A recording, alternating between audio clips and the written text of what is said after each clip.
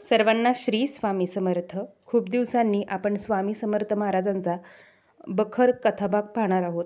तर कथेतील एक हा भाग आहे मंगळवेढ्याच्या जनाबाईस विठ्ठल दर्शन. तर पाहूयात पुढे कथाभाग. मंगळवेढ्यास जनाबाई नावांची एक शूद्र स्त्री होती. ती लहानपणापासून प्रत्येक एकादशीला पंढरीची वारी करीत असे.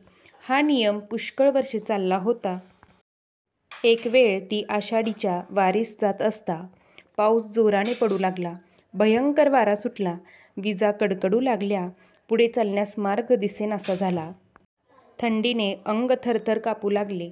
अशा स्थितीत जनाबाई कडेवर मुलगी व डोक्यावर बोजा घेऊन म्हणाली, "सांभाळ ग माये विठ्ठले." असा नामाचा जय जयकार करीत ती निघाली.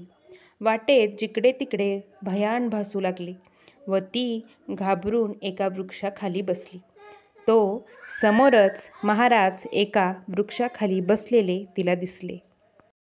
ते थंडीने तर कापत असून निर्भयपणे आनंदाने हसत होते. जनाबाईने पुढे जाऊन पाहिलं.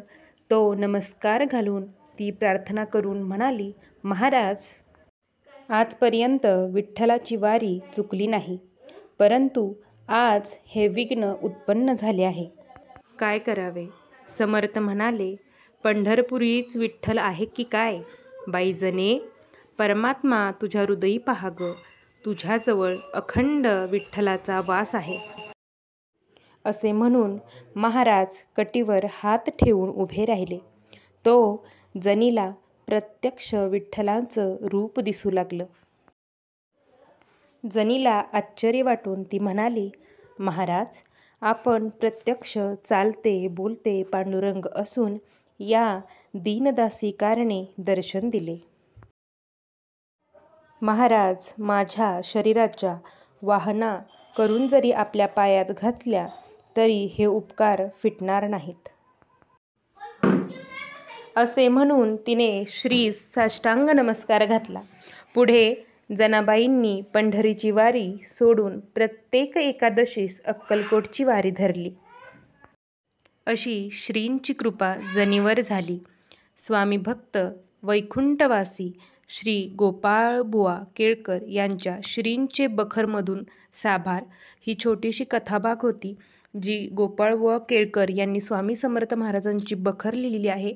त्यातील हे छोटे छोटे कथाभाग आहेत, जे मी तुमच्यापर्यंत पोचवण्याचा प्रयत्न करते. जे मला मिळालेले आहेत तसे मी देत आहे. तर सर्वांनी ही कथाभाग वाचावी. आपण महाराजांना प्रत्यक्ष पाहू शकत नाही, पण महाराज कसे होते हे या कथाभागांमधून आपण अनुभवू शकतो. ज्याला ज्या रूपात महाराज हवे होते त्या रूपात महाराज त्यांना दर्शन देत होते. फक्त आपली श्रद्धा, आपली भक्ती ही श्रेष्ठ हवी.